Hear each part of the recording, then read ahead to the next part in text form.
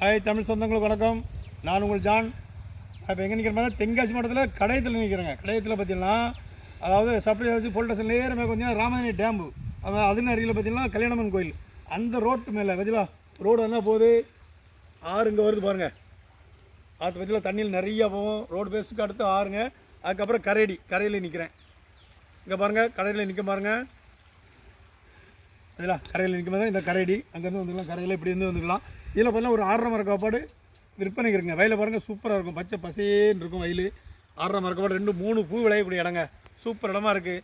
6.5 மர காப்பாடு. இதில் பார்த்தீங்கன்னா குருணிக்கு 1,10,000 தான் கேட்காங்க. 8 சென்ட்டுக்கு 1,10,000 தான் வருதுங்க. அற்புதமான இடம். கரையடி வயல், 2 பூ 3 பூ விளையக்கூடிய இடம். உங்களுக்கு யாருக்கா தேவைன்னால் நீங்கள் வாங்கலாம்.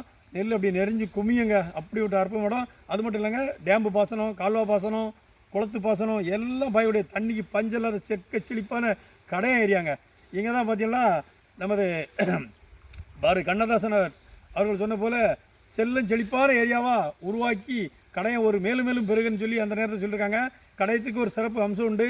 மகாகவி பாரதி இங்கே தான் திருமணம் செய்த ஒரு அற்புதமான ஏரியா தான் இந்த ஏரியாங்க.